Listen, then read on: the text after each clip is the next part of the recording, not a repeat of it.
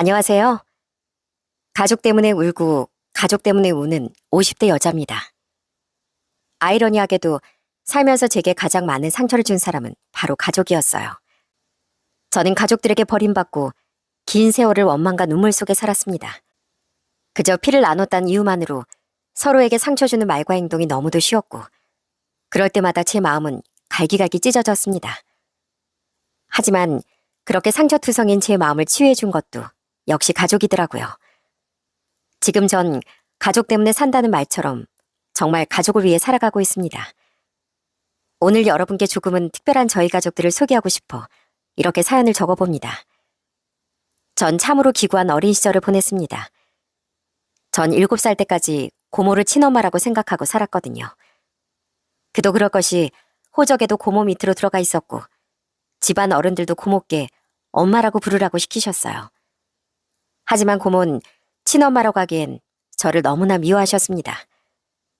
전 초등학교도 들어가기 전부터 친엄마로 믿었던 고모가 절 싫어하는 걸 어렴풋하게 느낄 정도였어요. 엄마, 나도 엄마 딸인데 왜 동생들한테만 과자 주고 예쁜 옷 사줘요?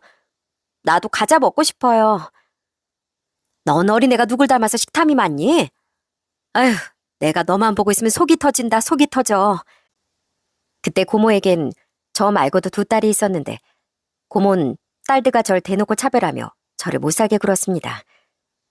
그땐 너무 어려 왜 저만 차별을 당하는 줄 몰랐지만, 제가 7살 되던 해 할머니가 저에게 이런 말을 해주셨어요. 너 내 딸 좀 그만 귀찮게 해라. 넌 염치도 없니? 재워주고 먹여주면 그걸로도 고맙게 생각해야지. 왜요? 나도 엄마 딸인데 엄마랑 친하게 지내면 안 돼요? 우리 엄마잖아요. 어휴, 답답이. 아직도 모르겠어? 쟨 네 엄마가 아니고 고모야, 고모. 그러니까 그만 귀찮게 하란 말이다. 전 할머니 말씀에 너무나 큰 충격을 받았습니다. 그동안 할머니가 절 볼 때마다 은근슬쩍 밀치고 꼬집고 했던 것보다 더 큰 상처였고 더 큰 아픔이었어요. 우리 엄마가 아니라고요? 그러면 우리 엄마는 어디 있어요? 우리 아빠는 어디 갔어요? 엄마, 진짜 우리 엄마 아니에요? 그래, 네가 왜 내 딸이니? 미안한데 나한테 자식은 우리 딸들 둘뿐이거든. 너 때문에 집안에 되는 일이 없다 정말. 엄마, 그러게 내가 뭐라고 했어? 그냥 고아원에 주고 오자니까. 그래도 내 아들 핏줄이라 걷어 키우려고 했더니만 집안에 이렇게 분란만 만드는구나. 아휴, 꼴도 보기 싫어. 내 아들이 그렇게 간 것도 속상한데 우리가 너 같은 짐덩이까지 평생 짊어지고 살아야겠니? 사정을 알고 보니 저희 친엄만 절 낳자마자 돌아가셨고, 아버지도 제가 4살쯤 됐을 무렵 지병으로 돌아가셨다고 했습니다. 그 이후 전 어쩔 수 없이 고모를 엄마로 알고 지내게 되었지만, 할머니는 제가 아들 며느리 잡아먹은 원수라고 생각하셨어요. 너만 없었어도 우리 아들이 그렇게 되진 않았을 텐데. 넌 내 아들 잡아먹은 원흉이다, 원흉이야. 지금 생각해보면 저희 할머니도 참 매정하신 분이셨던 것 같습니다. 그렇지 않으면 이제 겨우 7살 된 소녀에게 그런 악담을 쏟아낼 리가 없으니까요. 전 초등학교 입학하자마자 온갖 집안 살림을 도맡아 하며 집안의 천덕꾸러기 취급을 당했습니다. 고모는 제가 눈치를 보는 걸 알자 그때부터 아예 대놓고 본인 딸들과 절 차별했죠. 집에서도 학교에서도 언제나 외딴 섬처럼 외롭게 지내야 했죠. 고모와 할머니들에게 차별받고 자란 일화는 너무 많지만 그중에 가장 서러웠던 일이 있었어요. 그날 고모는 두 딸과 어디 좋은 곳을 갔다 왔는지 잘 들고 다니지 않는 비싼 가방을 들고 외출했습니다. 전 평소처럼 집에서 설거지와 청소를 하고 있었고요. 그러다 한참 뒤에 고모가 집으로 들어왔고, 고모는 식탁 의자에 가방을 툭 던져놓고 다른 볼일을 보고 있더라고요. 전 그때쯤 거실에서 한창 빨래를 개고 있었어요. 그런데 그때 고모가 갑자기 소리를 빽 지르는 거예요. 여기 가방에 또 내 지갑 어디 갔어? 내 지갑. 그 안에 현금이 얼마나 많이 들었는데 대체 누가 만진 거야? 고모는 한창 가방을 뒤지며 지갑을 찾다가 이내 옆에 앉아있던 절 무섭게 째려봤어요. 그리고 당연하다는 듯 절 추궁했죠. 너 지금이라도 내 지갑 가져오면 없던 일로 해줄게. 네가 손댔지? 좋은 말 할 때 빨리 가져와. 네? 아니에요, 고모. 전 그 안에 지갑이 있는 줄도 몰랐어요. 정말 저 아니에요. 네가 오늘 제대로 혼쭐이 나봐야 바른 대로 말하지? 당장 회초리 가져와. 오늘 아주 회초리 다 부러질 때까지 어디 한번 해보자. 누가 이기나 해보자고. 고모의 목소리는 점점 날카로워졌고 전 너무 무서워서 울기만 했어요. 아무리 제가 아니라고 해도 믿어주지 않을 거라는 생각이 들어 눈물이 뚝뚝 떨어졌습니다. 그렇게 고모에게 한참을 혼나고 있는데 그 순간 고모부가 다급하게 뛰어들어와 고모의 손을 막았어요. 저희 고모부는 그래도 고모처럼 절 혼내거나 차별하진 않았거든요. 아니 무슨 일인데 아직 어린이를 그렇게 무섭게 혼내고 그래? 제발 말로 해, 말로. 지금 말로 하게 생겼어? 얘가 내 지갑에 손을 댔다고. 그래놓곤 뻔뻔하게 끝까지 아니라고 발뺌하잖아. 뭐? 지금 당신 지갑을 찾는 거야? 여보, 진짜 왜 그래? 당신 지갑 아까 장인어른한테 드리고 왔잖아. 장인어른은 어디 가셔야 하는데 지갑을 놓고 오셨다고 해서 당신이 지갑 통째로 드린 거 기억 안 나? 고모는 그제야 아차 싶은 표정이었고 전 서러움이 커져 더 크게 울었습니다. 뚝 안 그쳐? 그러게 아니면 아니라고 확실하게 말했어야지. 넌 왜 사람을 나쁜 사람으로 만드니? 진짜 웃기는 애야. 하지만 고모는 오히려 제게 더 화를 내며 끝까지 단 한마디의 사과도 없었습니다. 결국 저만 억울하게 혼나고 그 일은 흐지부지 되고 말았어요. 고모부가 제게 미안하다며 용돈을 조금 주시긴 했지만 그마저도 할머니에게 도로 뺏기고 제게 남은 건 아무것도 없었습니다. 나이를 조금씩 먹어가면서 전 언젠가 이 집에서 쫓겨날지도 모른다는 불안감을 항상 안고 살았어요. 아니나 다를까 제가 중학교 입학을 얼마 앞둔 어느 날 할머니가 갑자기 제 방문을 벌컥 열어제치더니 제 손을 아프게 끌어당겼습니다. 아, 할머니, 왜 이러세요? 이 손 좀 놓고 말씀하세요. 절 어디로 데려가시는 거예요? 잔말 말고 따라와. 너도 이제 초등학교 졸업했으니 배울 만큼 다 배웠다. 나도 네 고모도 할 만큼 했어. 그때 전 직감적으로 할머니가 절 고아원에 보내려 한다는 걸 알았습니다. 전 할머니에게 끌려가지 않으려 발에 힘을 주고 곧장 할머니 다리에 매달렸어요. 할머니, 저 고아원 보내시려는 거 아니죠? 저 고아원 가기 싫어요. 고모랑 할머니랑 살래요. 저 말 잘 들을게요. 밥도 조금만 먹을게요. 집에서 정말 한마디도 안 하고 조용히 있을게요. 날 너무 원망하지 말거라. 넌 차라리 태어나지 말았어야 돼. 너하고 우리 집안은 악연이다. 악연이야. 전 악을 쓰며 버텼지만 할머니는 정말 무서울 정도로 강한 힘으로 절 끌고 결국엔 고아원으로 향하셨습니다. 할머니는 그렇게 절 고아원 담장 안으로 떠밀더니 뒤도 돌아보지 않고 떠나버렸어요. 할머니, 할머니, 제발 가지 마세요. 저만 두고 가면 안 돼요. 저는 목이 터져라 소리쳤지만 할머니는 단 한 번도 뒤를 돌아보지 않았습니다. 멀어져가는 할머니의 뒷모습을 보며 전 담장을 붙잡고 그저 울기만 했죠. 그 순간 전 정말 혼자가 되었습니다. 현수가, 이분은 여기 희망의 집 원장님이셔. 난 앞으로 현숙을 담당할 선생님이고 우리 앞으로 잘 지내보자. 참고로 난 문제 일으키는 아이들을 제일 싫어한단다. 원장님도 마찬가지고. 불행 중 다행히 고아원 생활은 그리 나쁘지 않았습니다. 큰 문제만 일으키지 않는다면 밥도 주고 학교도 보내주었죠. 전 고모와 할머니의 차별 속에서 자라다 오히려 제게 차갑도록 무관심한 고아원 생활이 좋기도 했습니다. 고아원에 많은 아이가 있었지만 늘 있는 듯 없는 듯 지내던 전 어떤 양부모에게도 선택받지 못했죠. 19살 때까지 고아원에 지내며 전 제 방식대로 살아남는 방법을 배웠습니다. 어디에 있든 최대한 튀지 않고 아무와도 깊게 얽히지 않고 제 존재를 숨기면서 말입니다. 그렇게 하면 불필요한 시선이나 괜한 시비를 피할 수 있었거든요. 그렇게 성인이 되어 고아원을 퇴소한 전 곧장 직장에 들어갔습니다. 다행히 성적은 나쁘지 않은 편이었고 고아원에서 직업교육으로 여러 자격증 공부를 시켜주셔서 취업은 그리 어렵지 않았어요. 하지만 한 가지 어려운 게 있다면 직장 동료들과 전 잘 어울리지 못했다는 겁니다. 어? 현숙 씨 거기 있었어요? 하도 조용해서 옆에 있는지도 몰랐네. 현숙 씨 인기척 좀 하고 다녀요. 맨날 유령처럼 조용히 다니니까 깜짝깜짝 놀라잖아요. 대답도 좀 크게 하고요. 아주 현숙 씨 목소리 까먹겠네. 아, 죄송합니다. 전 뒤따라갈게요. 먼저 이동하세요. 전 직장에서 유령이라고 불리며 동료들에게 놀림을 받았습니다. 하지만 이렇게 존재감 없는 제 곁에 함께 머물러주는 한 사람이 있었어요. 그건 바로 지금의 제 남편입니다. 남편은 어느 순간부터 늘 동료들과 두 걸음 정도 떨어져 있는 제 곁에 조용히 서 있었습니다. 그러다 가끔 실없는 농담을 던지기도 하고요. 현숙 씨, 제가 재밌는 퀴즈 하나 내도 될까요? 퀴즈요? 뭔데요? 저 그런 거 잘 못하는데요. 어렵지 않은 겁니다. 혹시 달개 아내를 뭐라고 부르는지 아세요? 남편이 던진 농담은 정말 소소한 거였지만 그런 농담이 익숙하지 않은 전 한참이나 무척 진지하게 고민을 했어요. 달개 아내요? 닭의 아내라 그럼 암탉 아니에요? 아닌가? 현숙 씨 정말 진지하시네요. 정답은 닥쳐예요. 뭐라고요? 지금 저보고 닥치라고 하신 거예요? 무슨 그런 말장난이 다 있어요. 전 그날 정말 오랜만에 배꼽이 빠져라 웃었습니다.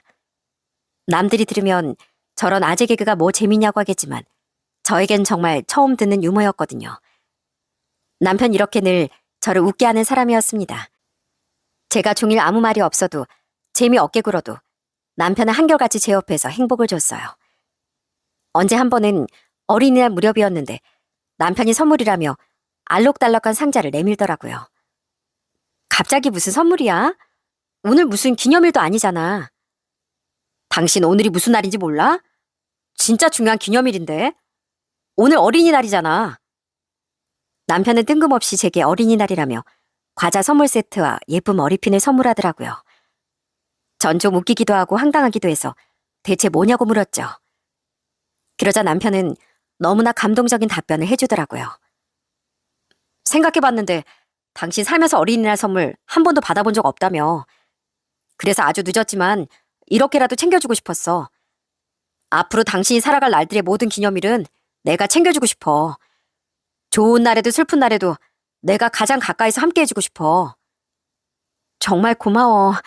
내 생애 최고의 선물이야. 나 이렇게 감동적인 선물은 처음 받아봐. 오늘 내 생일이라고 할 만큼 너무 기뻐. 무엇보다 오빠라는 사람이 내겐 가장 큰 선물이야. 남편은 저에게 유일한 선물이자 가족이자 사랑이었습니다. 전 남편을 만나기 위해 이때까지 시련을 겪어야 했던 것 같아요. 그 모든 힘든 날들이 결국 남편에게로 이어지는 길이었다고 생각하니 이젠 그 시간마저 고맙게 느껴질 정도였어요. 그래서 저도 남편에게 가장 든든한 가족이 되고 싶었죠. 하지만 가족도 돈도 아무것도 가진 게 없는 절 시댁 식구들이 좋아할 리가 없었습니다. 이봐요. 우리 아들이 없으면 못 산다고 하니까 내가 혀를 깨무는 심정으로 결혼을 허락했지만 그렇다고 내가 며느리로 인정했다고 생각하면 큰 오산이에요. 앞으로 어떻게 행동하나 지켜보겠어요. 시어머니는 결혼하고 제가 첫 아이를 낳을 때까지 제게 존댓말을 하셨습니다. 끝까지 절 가족으로 받아들이지 않겠다는 의미였어요. 남편에겐 여동생이 한 명 있었는데 시누이도 시어머니를 따라 매사에 절 타박하고 무시하기 일쑤였습니다. 새언니, 시간 나면 조카들 엄마 집에 자주 보내요. 애들도 제대로 된 어른한테 예의범죄를 좀 배워야죠. 새언니는 그런 거 잘 모르시잖아요.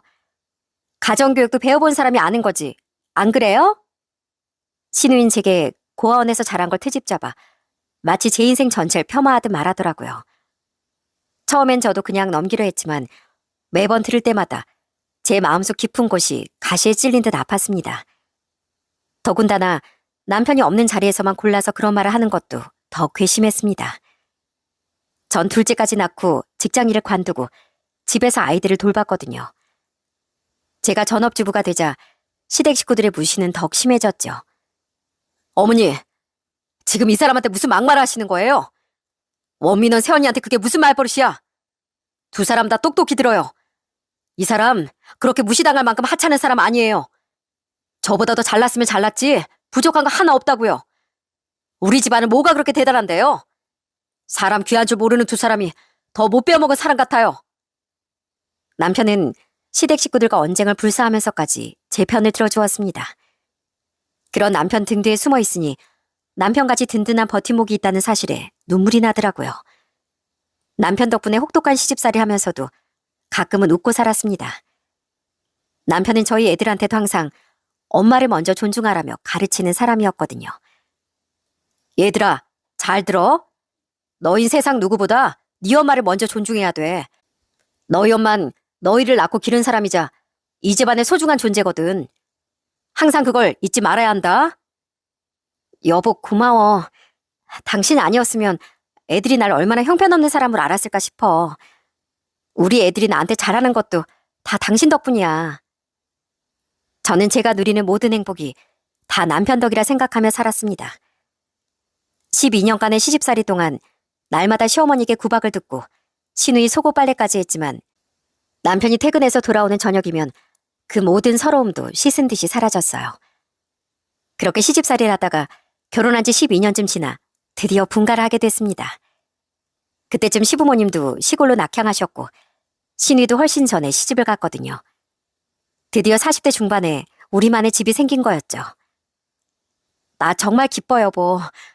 이제야 우리만의 보금자리가 생긴 거잖아. 이제야 신혼생활하는 기분도 나고 우리 애들도 각자 방이 생겼다고 얼마나 좋아하는지 몰라. 진작에 분가했어 했는데 내가 너무 늦었지? 당신 시댁살이 하느라 정말 고생 많았어. 그동안 우리 집 식구들 수발드느라 고생 많았지? 이제 내가 훨씬 더 많이 도울게. 남편도 저희 네 식구만의 집을 좋아했어요. 그렇게 행복하게 이사를 하고 남편은 제일 먼저 해야 할 일이 있다며 서둘렀습니다. 그건 바로 놀랍게도 종신보험을 드는 일이었어요. 갑자기 무슨 보험이야? 그것도 보험료가 20만 원씩 나가는 비싼 보험이잖아. 우리 아직 젊은데 이렇게 무리해서 들 필요가 있을까? 혹시 모르잖아. 이제 당신과 우리 아이들을 보호해줄 울타리는 나뿐인데 혹시 나한테 무슨 일이 생길 경우를 대비하는 게 좋잖아. 이거 보험금이 1억이나 나온대. 난 1억이든 10억이든 받을 일 절대 없었으면 좋겠네. 아무래도 아이들도 점점 커가고 저희 부부도 나이를 먹어가니 남편이 걱정이 많아진 모양이었어요. 남편은 보험뿐 아니라 적금이며 예금이며 하나하나 꼼꼼히 챙기며 우리 가족의 미래를 준비해 나갔습니다.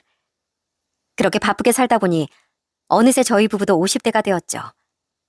아이들은 곧 성년을 앞두고 있었고 그저 평화로운 일상을 보내고 있었습니다. 그런데 어느 날부터 평화롭던 일상에 빨간불이 켜지기 시작했어요. 여보, 혹시 뜨거운 물 좀 줄 수 있을까? 속이 더부룩하고 울렁거려서 못 살겠어. 당신 또 오바이트 했어? 아, 요즘 자꾸 왜 그러지? 아침 식사도 안 했는데 자꾸 그러네. 남편은 어느 날부터 속이 울렁거린다며 종종 구토를 하기도 했습니다. 그러다 안색이 점점 안 좋아지고 아침마다 피곤해하며 잠에서 깨지를 못하더라고요. 평생을 지각을 모르던 사람인데 그 무렵엔 자꾸 늦잠을 자서 꽤 자주 지각을 하곤 했고요.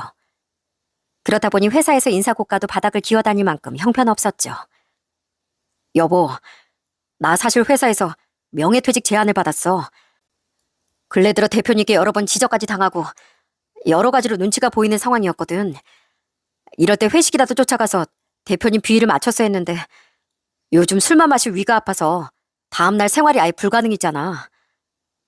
남편은 결국 50대 초반의 나이에 오랫동안 일하던 회사에서 명예퇴직을 당했습니다. 그때 저희 아이들이 아직 학생이었는데 애들 등록금이며 생활비가 문제였어요. 여보, 차라리 나도 일을 구해볼까? 이제 우리 애들도 다 컸잖아. 당신 혼자 내 식구 생활비를 책임지느라 몸이 계속 아픈 거 아닐까 걱정이야. 하지만 남편은 제가 힘든 일을 하는 걸 원치 않았어요. 그래서 회사를 간둔 이후에도 혼자 일용직에 대리운전까지 뛰며 가족들을 책임지려고 했습니다. 그러면서 남편의 건강은 점점 더 안 좋아져 갔어요. 처음엔 진통제 몇 알 먹으면 금방 괜찮아졌는데 갈수록 약도 잘 듣지 않는 것 같더라고요. 여보, 그러지 말고 나랑 병원 가보자. 당신 이러다 큰 병이라도 날까봐 너무 걱정돼. 당신이 건강해야 나도 우리 애들도 잘 지내지. 나랑 내일은 꼭 병원에 가는 거야? 어? 고집 부리지 말고. 알겠어. 병원 가볼게. 근데 내일은 공사일 잡힌 게 있어. 그 일만 마무리되면 바로 병원에 가볼게. 하지만 남편은 결국 공사 현장에서 피까지 토하며 쓰러지고 말았어요. 다급하게 병원에 이송된 남편의 병명은 충격스럽게도 위암 말기였습니다. 드라마에서나 보던 그 병이 왜 우리 남편에게 찾아온 건지 도무지 이해가 되지 않았습니다. 어쩌면 남편이 잃을 수도 있다는 생각에 저는 덜컥 겁이 났습니다. 전 어느새 병원 침대에 누워 잠이 든 남편의 얼굴을 오랜만에 어루만져 보았습니다.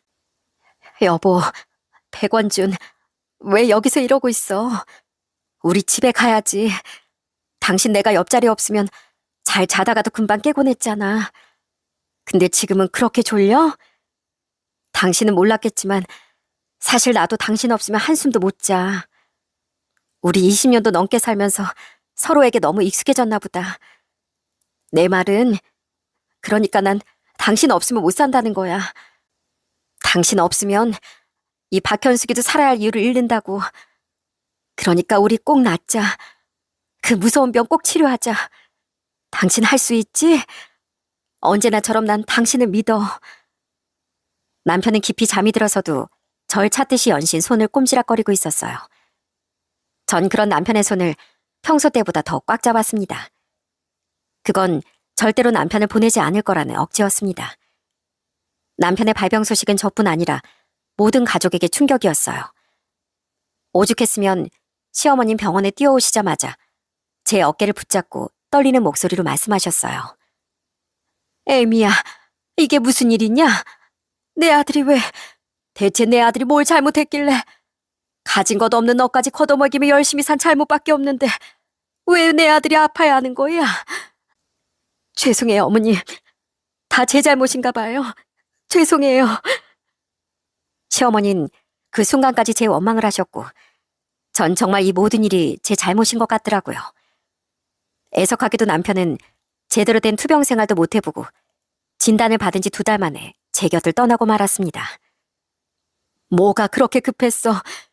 치료도 더 해보고 수술이라도 한번 해봤으면 결과가 달라졌을지 모르잖아. 그동안 내가 너무 당신 고생을 많이 시켜서 그랬어? 아니면 너무 아파서 빨리 가버리고 싶었어? 여보, 이렇게 가면 어떡해. 난 어떻게 살라고 이렇게 황급하게 가. 그때 저희 큰애 나이가 19살이었고 작은 애가 17살이었어요. 아이들도 갑작스런 남편의 죽음을 쉽게 받아들이지 못했습니다. 엄마, 아빠가 너무 보고 싶어요. 아빠 왜 이렇게 빨리 가셨어요? 저 20살 되면 아빠랑 소주도 한잔하고 남자들끼리 여행도 가보기로 했는데 이제 아빠가 없다고 생각하니까 저 너무 허전하고 힘들어요. 아이들의 울음 섞인 목소리에 전 가슴이 찢어지는 듯 했습니다. 전 겨우 마음을 다잡으며 우리 아빠가 우리 곁에 늘 함께 있다는 걸 잊지 말자. 아빠가 우리를 얼마나 사랑했는지 꼭 기억하자. 라고 다독였지만 그 슬픔은 쉽게 가시지 않더라고요. 평생 고생만 하다간 남편이 불쌍했고 남편 없이 아이들을 키우며 살아갈 자신이 없었습니다. 남편은 그렇게 급하게 가는 순간까지 제 걱정을 했는지 유품으로 보험 증서와 긴 편지 한 통을 남기고 갔어요. 당신이 이 편지를 읽고 있다면 그때 나에게 무슨 일이 생겼다는 거겠지? 끝까지 당신 옆에 있어주지 못해서 미안해. 당신에게 평생 든든한 울타리가 되어주겠다 약속했는데 그 약속을 지키지 못하고 가서 미안한 마음뿐이야. 현수가, 내 아내, 내 사랑, 내 일생에 너만큼 날 사랑해준 사람이 없어. 내가 당신만큼 사랑한 사람이 또 없고 비록 내가 아이들을 남겨두고 당신 곁을 떠나지만 내가 언제나 당신 옆에 있다는 걸 기억해줘. 난 하늘에서도 오직 당신이 행복하기만을 바라고 있을 거야. 우리 꼭 다시 만나자. 당신은 아주 천천히 즐기다가 다 늙어서 날 만나러 와줘. 꼬부랑 할머니가 된 당신도 정말 예쁠 거야. 사랑한다, 박현수. 우리 아이들 부탁할게. 미안해. 남편이 무리해가면서도 꼬박꼬박 보험금을 내던 종신보험은 1억이 조금 못 되는 돈으로 돌아왔습니다. 이 돈 때문에 남편이 그렇게 빨리 가버린 것 같아 마음 같아선 다 불태워버리고 싶었어요. 하지만 아직 어린아이들이 있기에 전 비통한 심정으로 그 보험금을 받았습니다. 시댁 식구들은 장례식장에 와서 제가 남편을 잡아먹었다고 난리를 부렸어요. 이럴 줄 알았어. 집에 여자 하나 잘못 들이니까 결국 내 아들마저 데려간 거야. 박복한 팔자 어디 가나 했더니만 기어이 내 아들을 잡아먹었어. 시어머니는 분노에 사로잡혀 조문객들이 많은 와중에도 제 머리채까지 잡으려고 했습니다. 그때 그런 시어머니 막아준 게 바로 제 큰아들이었어요. 아직 꼬마인 줄 알았는데 어느새 남편을 대신해 절 보호해주더군요. 진짜 왜 이러세요, 할머니? 이러면 아빠가 좋아하실 것 같아요? 여기 사람도 많은데 이렇게까지 꼭 하셔야겠냐고요. 엄마는 아빠가 평생 존중하고 아끼던 사람이에요. 아빠가 가시는 마지막 길까지 이렇게 속상하게 하지 마세요. 이럴 거면 그냥 나가세요. 나가시라고요. 큰아들에 이어 작은아들까지 합세해 기어이 시댁 식구들을 쫓아내고 말았습니다. 시댁 식구들은 빈소에서 쫓겨나면서까지 고래고래 소리를 질렀어요.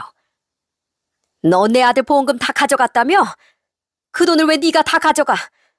그 돈 우리 아들 목숨값인데 받으려면 우리랑 절반씩 나눠야지. 어떻게 그걸 홀라당 가져가냐고. 시댁 식구들이 기어이 보험금 얘기까지 꺼내며 남편 가는 길에 회방을 놓자 저도 더는 참을 수가 없었습니다. 전 20년간 쌓아두었던 분노를 터뜨렸어요. 어머님, 요즘 시댁의 형편이 안 좋으시다더니 여기까지 와서 돈 얘기를 하세요? 그이가 이거라면 하늘에서 피눈물을 흘리겠어요. 평생 저보고 박복하다고 하셨죠? 진짜 박복한 건 어머님이세요. 그러니까 그 귀한 아들 제대로 사랑하는 법도 모르시고 마지막 가는 길조차 편히 보내지 못하게 하는 거잖아요. 이 꼴을 보고 제일 속상해할 사람이 누구일 것 같아요? 바로 어머님 아들이에요. 어머님 아들 얼굴 좀 보세요. 제발 사진 좀 보고 말씀하시라고요. 시어머님은 그제야 빈소에 놓인 남편의 사진을 보신 모양입니다. 그때까지 고래고래 소리를 지르던 시어머님은 어디 가시고 그제 어머님은 바닥에 엎어져 진짜 눈물을 흘리셨습니다. 원준아, 너희 엄마가 원망스럽냐? 네가 그렇게 좋다는 며느리를 평생 괴롭힌 엄마가 원망스러워? 그래서 아예 엄마 곁을 떠나버린 거야? 엄마는 우리 아들이 너무 소중해서 그랬어. 엄마가 아들을 너무 사랑해서 눈에 보이는 것도 없었다. 너 그거 알고도 엄마를 미워할 거야? 사진 속 남편은 그런 시어머니께 아무 대꾸도 없이 그저 환하게 웃고 있었어요. 그렇게 남편을 떠나보내고 전 시댁 식구들과 완전히 절연하게 됐습니다. 남편의 발인 날 시어머니가 그러시더라고요. 너도 그동안 욕봤다. 이제 우리 학연으로 엮이지 말고 각자 인생을 살자꾸나.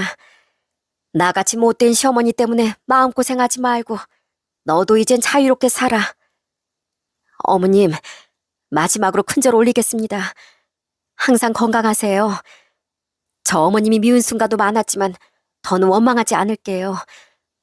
어머님은 사랑하는 제 남편을 낳아주신 분이잖아요. 그렇게 절 참 아프게 했던 악연 하나가 절 떠나갔습니다. 전 다시 힘을 내 일상을 살아가야 했어요. 그때 저희 큰아들이 대학 입학을 앞두고 있었는데 아무래도 학비나 교재값이니 돈 들어갈 때가 많았으니까요. 전 남편이 주고 간 보험금의 일부를 큰아들에게 건넸습니다. 이거 받아라. 다행히 우리 큰아들이 공부를 열심히 해서 한 학기 장학금까지 받았지만 그래도 앞으로 돈 쓸 일이 많을 거야. 이걸로 등록금에 보태고 나머지 너 교재값 해. 하지만 큰아들은 그 돈을 받지 않고 제게 그대로 돌려주더라고요. 엄마가 무슨 돈이 있다고 이렇게 큰 돈을 주세요. 괜찮아요. 저 아르바이트도 하고 있고 학교 다니면서도 계속 일을 병행할 생각이에요. 이 돈은 엄마 생활비로 쓰세요. 너 지금 이게 뭐 하는 짓이야? 엄마가 주는 돈이면 감사합니다고 받아야지. 지금 너 엄마 앞에서 잘난 척하는 거야? 이 건방진 녀석 같으니라고. 난 내 아들 그렇게 키우지 않았어. 그리고 공부하라고 대학까지 보내놨더니만 등록금 버느라 시간을 버리겠다고? 내가 언제 그렇게 생활하라고 허락했니? 넌 네 엄마가 우스운 거야? 전 그때 처음으로 큰아들에게 호통을 쳤네요. 누군간 알아서 등록금을 벌겠다는데 기특한 거 아니냐고 하시겠지만 전 이럴 때일수록 아이들을 바르게 잡아줘야 한다고 생각했거든요. 남편도 없는 상황에 아이들마저 제 의견을 듣지 않고 멋대로 살길 바라지 않았으니까요. 엄마, 죄송해요. 그렇게 말씀드리던 게 아니었어요. 제가 어머니께 미리 상의 드렸어야 했는데 먼저 말씀드리지 못해서 죄송해요. 화 푸세요. 이날은 다행히 큰아들이 제 마음을 이해해주고 먼저 사과해 주었지만 둘째 녀석도 금방 대학에 갈 거고 제가 엄마로서 자리를 잘 잡아야 할 것 같았습니다. 그래서 전 곧바로 취업 자리를 알아보았어요. 제가 경제권이 있어야 아이들이 공부를 하거나 결혼할 때 도움을 줄 수 있을 테니까요. 하지만 몇 군데 식당과 청소업체에 전화를 돌렸지만 제 마음에 드는 곳이 영 없더라고요. 우리는요, 사대보험은 당연히 없고 급여가 최저가 아닙니다. 그 대신 식사를 잘 챙겨드려요. 그래도 일하시겠어요? 도중에 도망가면 월급 안 드립니다. 전 일할 때 제일 중요한 게 바로 그 업체 사장님이라고 생각해요. 급여도 복지도 근무 환경도 모두 사장님 손에 달렸으니까요. 그렇게 10군데도 넘게 전화를 돌리다 어느 한정식 집에 면접을 보기로 했습니다. 일단 사장님 목소리도 좋으셨고 처음부터 배려해 주시는 게 많았거든요. 박현숙 씨라고 하셨죠? 그러면 일단 저희 가게로 오셔서 얼굴 보고 말씀 나눌까요? 일하시기 전에 가게 분위기도 보시고 인사도 먼저 나누면 좋을 것 같네요. 전 그렇게 떨리는 마음으로 그 한정식 집에 면접을 보러 갔습니다. 사실 식당 일은 처음이라 긴장도 됐지만 뭐든 해내고 싶은 욕심도 나더라고요. 안녕하세요. 전화로 인사드렸던 박현숙입니다. 어서 오세요. 일단 여기 앉으세요. 원래 저희 어머님이 사장님이신데 지금 병원에 가셨다 돌아오는 중이시거든요. 일단 저희끼리 이야기 나눠요. 식당엔 젊은 여사장님이 계셨는데 절 반갑게 맞아주셨어요.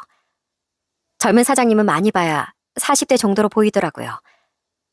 식당은 점심시간을 지났을 무렵이라 조금 한산해 보였지만 워낙 맛집으로 유명한 곳이라 가게 벽면 여기저기에 유명인들 사인이 걸려 있었어요. 보니까 여사님 인상도 좋으시고 일 잘하실 것 같네요. 출근은 언제부터 가능하세요? 네, 전 다음 주부터 바로 출근 가능합니다. 젊은 사장님과의 대화는 순탄하게 이어졌습니다. 제가 긴장한 걸 알고 적당히 농담도 건네주시며 근무에 대해 친절하게 설명해 주셨거든요. 그날 노 사장님은 뵙지 못했지만 젊은 사장님과 이야기가 잘 끝나서 전 그 다음 주부터 한정식 집으로 출근을 하게 되었어요. 첫 출근을 해서 정신없이 일을 배우고 손님을 치르다 보니 금방 쉬는 시간이 돌아왔어요. 아무래도 식당 일은 처음이라 반나절만 일해도 금방 지치더라고요. 그날도 볼일을 보고 오후에 가게로 들어오신 노 사장님은 제게 시원한 식혜 한 잔을 내어주셨어요. 오늘 첫 근무라고 하셨죠? 아무래도 큰 한정식 집이라 일하는 게 쉽지만은 않을 거예요. 그래도 우리 딸도 그렇고 저도 그렇고 직원들과 가족같이 지내는 편이니 서로 힘든 일 있으면 터놓고 얘기하며 지내봐요. 노 사장님은 아주 인자하시고 따뜻하신 분이었어요. 저 말고도 다른 직원 한 명 한 명을 격려하시며 여러 가지를 챙겨주시더군요. 전 이곳에서 오래도록 일할 것 같다는 예감이 들었습니다. 그렇게 겨우 한숨 돌리고 화장실에 가려던 참이었어요. 화장실은 식당 맨 안쪽에 있었는데 화장실로 가려면 긴 복도를 지나야 했습니다. 그렇게 복도를 지나 화장실을 다녀오는데 화장실 벽에 어떤 현수막이 크게 걸려있더라고요. 이게 무슨 현수막이야? 사람을 찾습니다. 1974년 박현수? 이게 뭐야? 현수막엔 어떤 사람을 찾고 있더라고요. 어떤 젊은 엄마와 갓난아이를 안고 있는 흑백 사진도 프린트되어 있었고요. 그 사진 속 사람들은 초면이었지만 이름이 저와 똑같길래 조금 놀라기도 했습니다. 결국 전 젊은 사장님께 현수막에 대해 물었어요.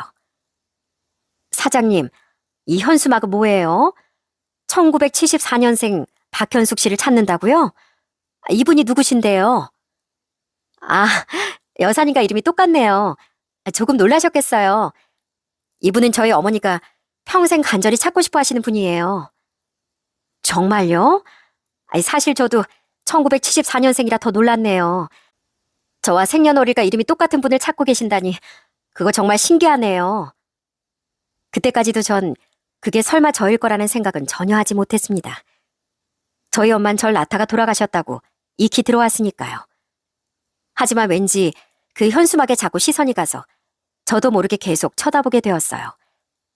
젊은 사장님도 그게 조금 이상했는지 노 사장님께 말을 전한 모양이었습니다. 노 사장님은 급하게 뛰어오셔서 제게 물으셨어요. 혹시 부모님이 살아계세요? 그래, 고향은 어디예요? 그게 부모님 어릴 적 두 분 다 돌아가셨고, 고향은 안산이에요. 고향이 안산이라고요? 그게 정말이에요? 세상에나, 정말 부모님이 돌아가신 게 맞아요? 혹시 그럼 돌아가셨다는 부모님 성함이 어떻게 되세요? 노 사장님은 제 고향을 들으시곤 깜짝 놀라시며 재차 묻고 또 물으셨어요. 전 이게 무슨 상황인가 싶어 조심스럽게 말씀드렸습니다. 돌아가신 아버님 성함은 박자 경환이시고 어머님 성함은 기억이 안 나요. 대체 무슨 일인데 그렇게 놀라세요? 뭐라고요? 그게 정말이에요? 진짜로 그 이름이 맞아요? 그러면 할머니 성함은 어떻게 돼요? 노 사장님은 드시고 있는 커피까지 떨어뜨리며 제 손을 덥석 붙잡으셨어요. 할머님 성함은 안짝 귀숙이라고 기억해요. 조금 틀릴 수도 있지만 제 기억엔 그러네요. 네가 진짜 현숙이가 맞아? 내가 그렇게나 찾던 현숙이가 맞는 거야? 노 사장님은 고개를 들지 못하시고 오열을 하기 시작했습니다. 전 너무나 당황스러워 어떻게 해야 할지 모르겠더라고요. 분명 제 친어머님은 오래전 돌아가셨는데 노 사장님이 왜 이러시나 싶었어요. 젊은 사장님도 어리둥절해서 그런 사장님을 말렸습니다. 엄마, 왜 이러세요? 박 여사님 부모님은 돌아가셨다잖아요. 그러면 엄마가 찾던 그 따님이 아니잖아요. 놀랍게도 노 사장님은 오래전 헤어진 따님을 찾고 계신 것 같았어요. 노 사장님은 저와 젊은 사장님의 만류에도 굴하지 않고 계속 제게 매달리셨습니다. 혹시 어머님이 돌아가신 걸 봤어요? 직접 본 거예요? 아니요. 그냥 어릴 적에 할머니와 고모에게 들었어요. 절 낳다가 돌아가셨다고. 제가 그렇게 말하자 충격적인 장면이 벌어지기 시작했습니다. 노 사장님이 갑자기 온몸을 비틀거리시더니 그대로 땅바닥에 주저앉고 마시는 거였어요. 그러시면서 대성통곡을 하기 시작하시는 겁니다. 내 바짓가랑이를 잡으시더니 식당이 떠나갈 듯 오열을 하시는데 전 그때까지 전혀 이해할 수가 없었죠. 감사합니다. 정말 감사합니다. 제 딸을 이렇게 만나게 해주셔서 정말 감사합니다. 이렇게 말씀하시기도 했고, 현수가, 예미가 미안하다. 내가 죄인이다, 죄인이야. 하시며 한참을 절 부둥켜 안고 우셨어요. 사장님, 딸이라뇨? 그게 무슨 말씀이세요? 말씀해 주세요. 제가 노 사장님께 묻자 이내 정신을 차린 사장님은 손수건으로 눈물을 닦으신 후 제가 몰랐었던 제 출생의 비밀을 알려주기 시작하셨어요. 전 그 비밀을 듣고 저도 모르게 입을 틀어막고 말았습니다. 그리고 저 또한 주저앉고 말았죠. 넌 내 딸이 맞아. 확실히 내 딸이 맞다. 네 할머니와 고모라는 작자들이 널 속인 거야. 내가 정말 널 오랜 시간 찾아 헤맸어. 갓난아이였던 널 두고 나올 때 출생신고도 못하고 나와서 그동안 널 찾느라고 정말 내 방방곡곡을 헤맸다. 혹시 호적에 주민등록번호나 이름이 다르게 올라갔을까봐 가준수를 다 써가면서 찾아 헤맸는데 그래도 널 찾을 수가 없었어. 노 사장님, 그러니까 제 어머니라는 분이 해주신 말씀은 너무나 충격적인 이야기였습니다. 너한테 이런 얘기 미안하지만 네 아빠라는 사람이 정말 나쁜 사람이었어. 만삭인 날 두고 날마다 바람을 피우고 집에 아주 여자까지 끌어들였다. 나도 너만 생각하며 참으려고 했지만 마찬가지로 못된 네 할머니와 고모가 이때다 싶어서 날 내쫓으려고 했어. 난 결국 널 낳자마자 피덩인 널 두고 쫓겨나다시피 이혼하고 말았지. 제 친어머니는 아버지의 바람과 시집살을 견디지 못하고 절 낳은 지 일주일 만에 집을 떠나고 만 거였습니다. 그때 전 호적에도 오르지 못했고 어머니가 나중에 절 찾으려 했을 때 제대로 된 이름도 어떠한 정보도 알지 못했던 거죠. 시댁에 널 두고 돌아서는데 가시밭길을 맨발로 걷는 것처럼 고통스러웠어. 그래도 나만 없으면 네가 사랑받고 살겠지 싶어서 억지로 발걸음을 떼었단다. 하지만 세월이 지나도 그 죄책감과 그리움은 날마다 더 커져만 갔어. 밤마다 널 떠올리며 울었고 네가 어디서 어떻게 지내는지 알 수가 없어 미칠 것 같았다. 혹시라도 날 원망할까 봐 걱정도 많았어. 그래도 언젠가 꼭 다시 만나리라 마음속으로 수천 번 다짐했단다. 그런데 오늘 이렇게 널 만나게 될 줄 누가 알았겠어. 그제야 전 고난의 연속이었던 제 어린 시절이 이해가 되더라고요. 할머니와 고모가 절 미워했던 것도, 아버지 인생을 망쳤다고 비난했던 것도 다 어머니와의 갈등이 원인이었던 거죠. 어머니 시댁에서 쫓겨난 후 혼자 여러 식당 일을 전전하며 고생하다가 8년 뒤에 좋은 분을 만나 재혼을 하셨대요. 그리고 딸 하나를 낳았는데 그게 바로 젊은 사장님이셨던 거죠. 재혼해서 선수기를 키우면서도 한 번도 난 널 잊어본 적이 없어. 네가 밥은 잘 먹고 있는지, 학교는 잘 다니는지, 어디 아픈 데는 없는지 매일같이 네 걱정을 했단다. 대체 어디서 어떻게 지냈어? 어디 아픈 데는 없고? 어머니가 절 찾을 수 없던 이유가 있어요. 전 사실 할머니와 고모 손에 이끌려 고아원에 버려졌거든요. 고아원에 간 이후로는 그 집 사람들과 연락도 완전히 끊어졌고요. 지금은 뭐 살아계시는지도 몰라요. 어머니가 나가신 이후에 그 집 식구들 모든 하풀인 제 몫이었어요. 저 정말 힘들었어요. 어머닌 어릴 적 제가 고생한 이야기를 모두 들으시고 크게 분개하셨습니다. 그 몹쓸 인간들이 너한테마저 그런 짓거리를 했구나. 지금이라도 내 눈에 띄면 요절을 내버리고 싶은데 아마 그 인간들은 하늘에 가서도 지옥행 열차를 탔을 거다. 지옥의 가장 뜨거운 자리에서 타들어가고 있을 거야. 이제 전 괜찮아요. 이렇게 살아계신 줄도 몰랐던 어머니를 만났잖아요. 여동생까지도요. 고맙다. 그리고 미안하다, 현수가. 아참, 이 사진 받아라. 이 사진이 내가 집을 나오기 전에 너랑 찍은 유일한 사진이야. 난 이 사진 하나로 그 긴 세월을 버티고 살았어. 네가 살면서 힘들었던 모든 일이 꼭 다 내 잘못인 것 같구나. 미안하다. 정말 미안해. 그때 널 두고 나와서 너무나 미안하구나. 전 무려 52년의 세월을 건너 기억 저편에 있던 친어머니를 만나게 됐습니다. 다시 만난 어머니와 전 식당에 손님들이 오는 것도 모르고 한참을 울기만 했어요. 엄마, 그리고 언니, 이제 그만 들어오시고 남은 이야기는 집으로 가셔서 얘기 나눌까요? 가게 정리 제가 하고 갈게요. 두 분은 그간 나누지 못한 이야기 실컷 나누세요. 젊은 사장님, 그러니까 제 이부 동생은 어머니와 절 배려해 자리를 비켜주었습니다. 그날 전 어머니와 나란히 앉아 손을 꼭 잡고 밤새도록 이야기를 나누고 또 나눴습니다. 나중에 저녁엔 동생까지 합세해서 지난 세월을 나눴죠. 언니, 엄마가 언니를 정말 많이 보고 싶어하고 오래도록 찾아 헤매셨어요.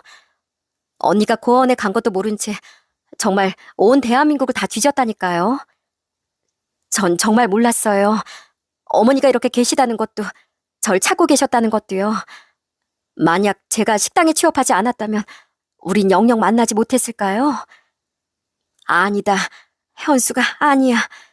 운명의 힘이 우리를 다시 만나게 한 거야. 네가 내 식당에 찾아오지 않았더라도 난 언젠가 널 찾아내고야 말았을 거야. 그게 엄마고 그게 가족이니까. 그때 벌써 80대였던 어머니는 제 이야기를 하실 때만큼은 눈빛이 강렬하게 빛나셨어요.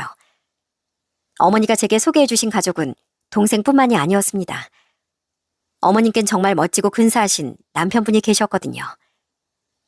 자네가 바로 현숙인가? 고맙네. 참 고마워. 우리 안 사람이 자네를 찾지 않으면 평생 한이 될 뻔했어. 이렇게라도 만나게 돼서 얼마나 다행인가. 새아버진 다행히 절 따뜻하게 받아주시며 꼭 친딸처럼 다정하게 대해주셨어요. 절 어찌나 따뜻하게 안아주시던지 꼭 제 친아버지 같았다니까요. 그렇게 전 깜짝 선물처럼 만난 가족들과 정을 나누며 아주 오랜만에 가족의 정을 듬뿍 느끼며 살고 있습니다. 제 아이들에게 처음 어머니 얘기를 했을 때 아이들도 조금 놀란 것 같았지만 이내 절 이해해주고 새로운 가족을 받아들여 주었어요. 그러면 이제 이분들이 저희 외할머니, 외할아버지이신 거죠? 제가 할머니, 할아버지라고 불러도 될까요? 그럼 당연하지. 만나서 반갑다, 우리 손주들. 사진으로 봤던 우리 사위하고 아주 똑같이 생겼구나. 이렇게 듬직한 손주들이 있을 줄이야. 우리가 너무 큰 선물을 받았어.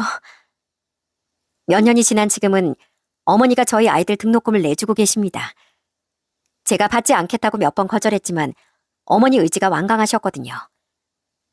내가 우리 손주들한테 그런 것도 못 해주겠니? 그리고 네 새아버지가 꼭 직접 납부하고 오라고 신신당부하셨다. 그동안 못 준 용돈 한꺼번에 준다고 생각해줘. 엄마가 우리 딸한테 해주고 싶은 게 정말 많았어. 아주 늦었지만 이제라도 못다한 것들 다 해주고 싶구나. 그러니 부디 받아주렴. 어머니가 주신 사랑은 이미 너무 큰걸요. 감사해 어머니. 이제라도 이렇게 제게 다시 나타나 주셔서, 아니 애초에 절 이 세상에 낳아주셔서 감사해요. 저는 남편이 세상을 떠나고 한동안은 앞이 깜깜했습니다. 앞으로 어떻게 살아가야 할지 막막했고 하루하루가 버겁기만 했습니다. 그런데 인생이 참 신기한 게 전혀 예상하지 못한 순간에 커다란 선물을 안겨주기도 하더군요. 그렇게 전 무려 50년 만에 제 친엄마를 다시 만나게 된 거죠. 어릴 적부터 있는 줄도 몰랐던 어머니 품에 안겼을 때 그 긴 세월 동안의 상처가 한순간에 눈물로 터져 나왔습니다. 서로의 존재만으로도 제겐 정말 큰 힘이 되었죠. 전 지금 부모님 집에 들어와 지내고 있습니다. 부모님이 얼마 남지 않은 여생이라도 함께 살기를 원하셨거든요. 저희 아이들도 할머니 집을 불편해하지 않고 오히려 응석바지 아이처럼 즐겁게 지내고 있답니다. 비록 저희 가족들 오랜 세월 서로를 모른 채 흩어져 살았지만 이제 더는 혼자가 아니라는 마음으로 하루하루를 살아가고 있네요. 우리 가족들 앞으로도 서로에게 제일 큰 힘을 줄 거라고 믿고 있습니다. 오늘 이 사연도 채널에 올라오면 가족들이 모두 둘러앉아 들으려고요. 부끄럽지만 부디 재미있는 사연이 됐으면 좋겠습니다. 그럼 지금까지 제 긴 이야기 들어주셔서 감사했습니다.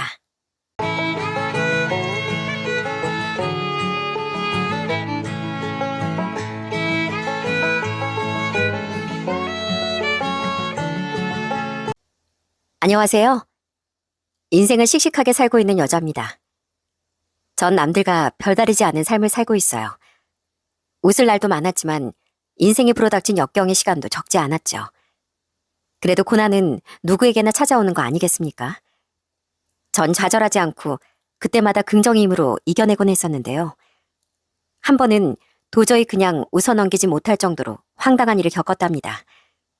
다행히 제 기질을 발휘해 어렵지 않게 위기를 빠져나오긴 했지만 여전히 잊질 못할 그때의 일을 더해 제가 살아온 이야기를 말씀드려볼까 해요. 제가 어렸던 시절만 해도 저희 집은 부유한 편이었어요.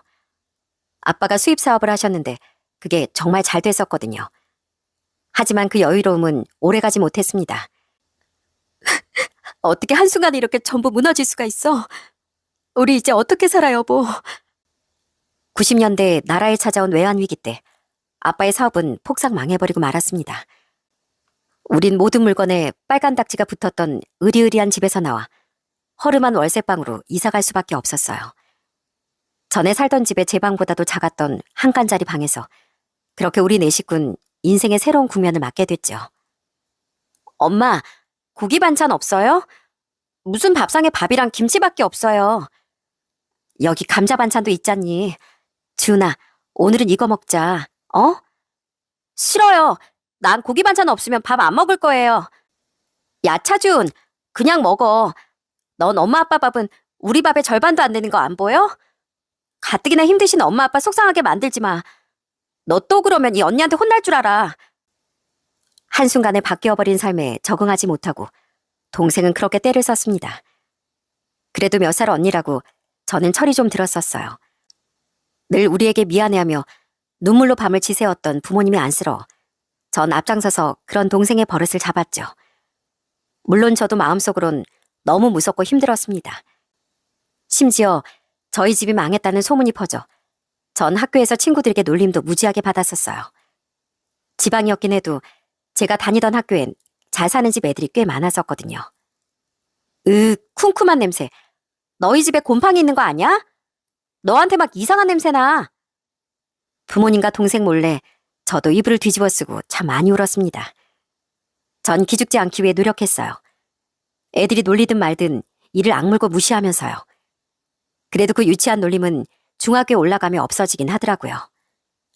아빤 다시 사업으로 재기하지 못하셨지만 엄마와 작게 청가상을 운영하며 어떻게든 가족을 먹여 살리려 최선을 다하셨어요. 부모님은 저와 동생에게 항상 미안해하셨죠. 우리 딸들, 엄마랑 아빠가 공주처럼 키워주고 싶었는데 정말 미안해. 지금도 엄마랑 아빠가 공주님들하고 불러주시잖아요. 그럼 저도 주은이도 공주죠 뭐. 공주라고 다 좋은 집에서 살아야 되나요? 전 엄마랑 아빠만 있으면 돼요. 저도 또 서서히 철이 들어간 동생도 그런 부모님을 보며 많이 가슴 아파했습니다. 우린 부모님을 도우려 집안일도 척척하고 두 분을 기쁘게 해드리고 싶어 공부도 정말 열심히 했어요. 물론 이 가난을 벗어나려면 꼭 성공하고 싶다는 마음도 있었죠. 하지만 제가 고등학생일 무렵 살던 방 2칸짜리 낡은 전셋집을 벗어나려 애를 쓰던 부모님께 죄송해 친구들처럼 학원을 보내달라는 말이 입 밖으로 잘 나오지 않더라고요. 다행히 그땐 아직 학원에 안 다녀도 열심히 한다면 괜찮은 대학을 기대할 수 있었던 시대였어요. 그래서 저와 동생은 우리를 학원에 보내주고 싶어 하던 부모님께 오히려 이렇게 말했었죠. 학원 다녀봤자 대학 못 갈 애들은 다 못 가더라고요. 전 학교 공부만 해도 충분해요. 제 친구들도 학원 안 다니는 애들 많아요. 저와 동생은 학원에 다니던 친구들에게 공부를 물어도 보고 헌 문제집을 사정사정해서 빌려도 가며 정말 열심히 공부했습니다. 가끔 제가 비굴하게 느껴지기도 했지만 그래도 지금 이 순간이 제 미래를 바꾼다는 생각으로 꿋꿋하게 버텼죠. 그 결과 전 그래도 괜찮은 경기권 대학에, 동생은 지방대지만 미래 비전 있는 학과에 입학을 할 수 있었답니다. 고은아, 잘 지내고 있어? 엄마가 생활비 좀 붙여줄까? 공부하래 알바하래 힘들잖니. 아니에요. 저 알바하는 가게 사장님이 진짜 좋은 분이라 진짜 편하게 돈 많이 벌고 있어요. 그러니까 엄마 걱정하지 마세요. 걱정하시던 부모님께 괜찮은 척했지만 사실 대학 졸업하는 일은 굉장히 힘들었어요. 동생이 대학에 갈 시기엔 부모님이 드디어 작긴 해도 자가를 마련하며 집안 사정이 좀 괜찮아졌었거든요.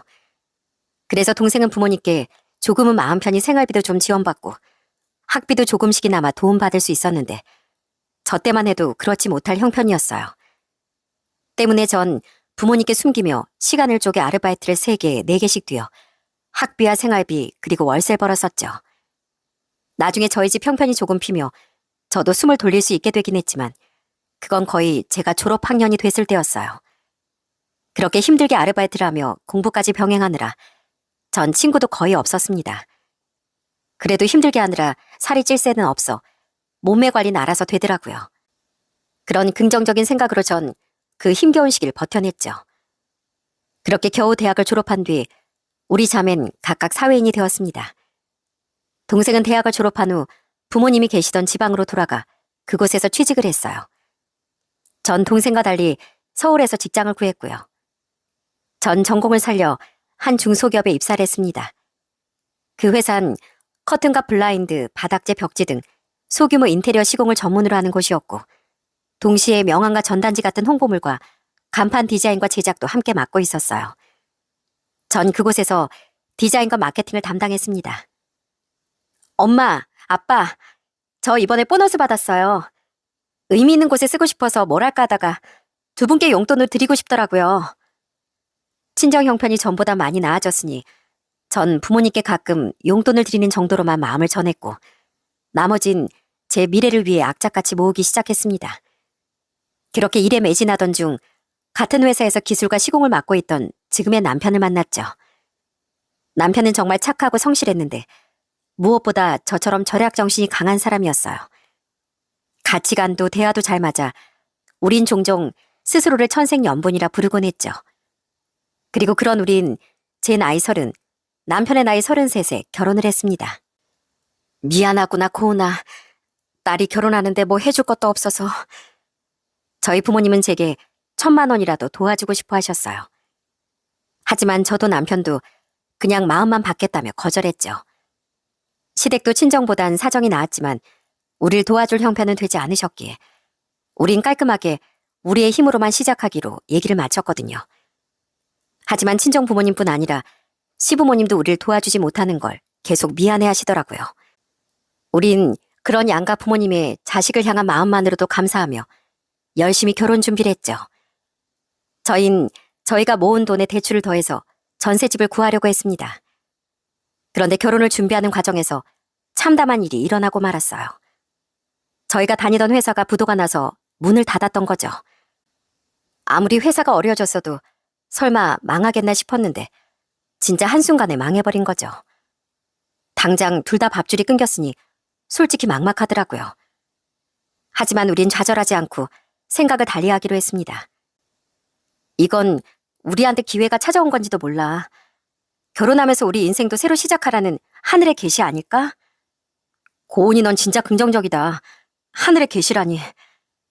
하늘의 계시가 아니어도 지금의 이 기회를 잘 살려서 진짜 하늘의 계시였던 것처럼 만들어버리면 되지 뭐. 우리 이참에 창업해볼까? 왜 우리 계속 언젠간 그 회사 나와서 우리 회사 창업하자고 계획했었잖아. 저희 상의 끝에 집을 구하려고 했던 돈을 투자해 창업을 하기로 결심했습니다. 다니던 회사와 같은 업종의 업체를 차리기로 했던 거죠. 저희 모아둔 돈에서 7천만 원을 투자해 경기도권에 사무실을 구해 창업을 했고 남은 돈으로 회사 근처에 작은 반전셋집을 구했어요. 주방 하나 방 하나인 곳이었는데 그냥 분리형 원룸 같은 곳이었죠. 우린 집보단 미래를 위해 사업에 올인하기로 했던 거예요. 우린 분명 잘 해낼 수 있을 거야. 노력은 절대 배신하지 않는다잖아. 우리 언젠간 성공해서 꼭 멋들어진 집도 사자. 그렇게 우린 미래를 기약하며 큰 꿈을 품고 신혼생활과 사업을 시작했습니다. 양가 부모님은 우리를 걱정하셨지만 그래도 열렬한 응원을 보내주셨죠. 하지만 사업이라는 게 어디 말처럼 그렇게 쉽나요? 우린 초반부터 정말 많은 난항에 부딪혀야 했습니다. 이게 뭐야? 광고를 해주겠다고 돈을 받아먹었으면 확실하게 해줘야지. 이거 순 사기 아니야? 초반이라 홍보가 필요했기에 우린 돈을 주고 인터넷 광고업체와도 여러 계약을 했는데요. 생각보다 양심 없는 회사가 정말 많더라고요. 어떤 회사에선 말로는 메인 페이지라더니 구석 배너에 하루 한 번만 노출해놓고 돈을 다 받더라고요. 그렇게 우린 눈 뜨고 코 베이며 돈을 많이 날리기도 했고 어떻게든 거래를 따내기 위해 접대에 영혼을 갈아넣기도 했죠. 아니. 남 사장 말고 차 사장이 한 잔 따라주지 그래. 원래 술은 여자가 따라줘야 맛이 단 법이야. 뭐야? 이 인간이 감히 누구 마누라한테 여자가 어쩌고 하는 말을 해? 그러다 한 번은 술에 취한 한 회사의 사장에게 기분 나쁜 일을 당하기도 했는데 정말 난리도 아니었어요. 제가 무슨 말을 하기도 전에 남편이 그놈에게 달려들어 서로 뒤엉켜 한참 다툼을 벌였거든요. 다행히 쌍방으로 훈방 조치가 되긴 했지만 당연히 계약은 없던 일이 되었고 남편은 치아가 흔들리는 바람에 한동안 치과에도 다녀야 했어요. 그렇게 어찌저찌 사업을 유지해가다 한 번은 회사가 크게 휘청인 적도 있습니다. 당시 우린 한 인테리어 업체로부터 대량 주문을 따내는데 성공했었어요. 하지만 행운이라고 생각했던 그 일이 함정이었더라고요. 그쪽이 제시한 조건은 잔금 전액을 마지막에 한 번에 주겠다는 거였는데 거래 규모가 크다 보니 우린 믿고 진행했었거든요. 그리고 그쪽에서 요구한 대로 커튼이며 블라인드며 다 시공해줬는데 그 발주처가 부도가 난 거예요. 우린 순식간에 남은 돈을 받을 길이 없어졌고 결국 무려 2천만 원을 통째로 떼이고 말았죠. 당시 우리한텐 그게 몇 달치 운영비와 맞먹는 금액이었으니 충격이 얼마나 컸는지 짐작하실 겁니다. 이제 겨우 우리도 숨 좀 쉬나 했더니 왜 대체 이런 일이 생긴 거야? 진짜 못 해먹겠네. 그땐 저도 너무 힘들어 울며 소리까지 질렀습니다. 정말 다 포기하고 싶었던 건 아니었지만 그렇게 소리라도 질러야 속이 후련해질 것 같더라고요. 그래도 저와 남편은 속 시원하게 펑펑 울어버린 뒤 다시 기운을 내려고 노력했어요. 다시 접대를 하고 홍보를 하며 회사의 적자를 메꾸기 위해 우린 배달 알바와 대리 운전까지 뛰었죠. 여보, 들어가서 좀 쉬라니까. 나머지 내가 할게, 어? 아니야, 쉴 시간이 어딨어. 우리가 잘 살려고 노력하는 거니까 우리 아이도 이해해 줄 거야. 그렇게 힘든 와중에 우린 2살 터울의 2 아들까지 낳았어요. 전 임신한 몸으로 만사까지 일을 했고 출산 후에도 최대한 빨리 사무실에 복귀했답니다. 아이들은 다른 직원들을 채용하기 전엔 제가 아예 데리고 출근한 적도 있었는데 아이들에게 좋지 않을 것 같아 결국 영유아를 봐주던 어린이집에 보내게 됐죠. 어린 시절 힘들게 살았던 기억이 절 그렇게 도끼 어리게 만들어줬던 거예요. 우리 아이들만은 꼭 성공해 아주 어린 시절의 저처럼 넉넉하게 자라게 해주고 싶더라고요. 우와, 엄마! 여기 진짜 우리 집이에요? 집 완전 커요. 그렇게 치열하게 살다 보니 그래도 서서히 사업에 볕이 들더군요. 초반에 힘들었던 만큼 한번 물꼬가 트이니 일이 술술 풀리더라고요. 그 결과 우린 허름하고 작은 방 2개짜리 전셋집으로 이사를 갔고 그 뒤엔 방이 2개이긴 해도 깨끗하고 더 넓었던 빌라로 다시 이사할 수 있었어요. 그리고 또 나중엔 방 3개짜리 아파트 전세로도 이사를 갔는데 솔직히 연식도 오래되고 방도 작은 편이라 아쉽긴 했어요.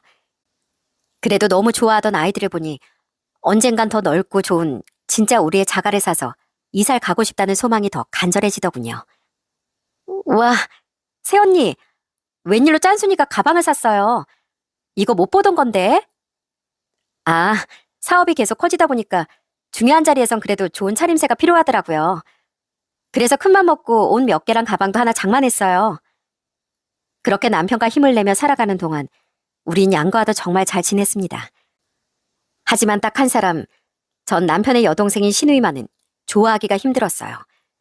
신우인 저보다 2살, 남편보단 5살이 어렸는데요. 다 큰 성인인데도 정말 철딱서니가 없는 사람이었죠. 신우인 저희 집에 시부모님과 한 번씩 놀러 올 때마다 뭐 있지도 않은 제 화장대 옷장을 허락 없이 뒤져보곤 당당하게 제 물건을 요구하곤 했어요.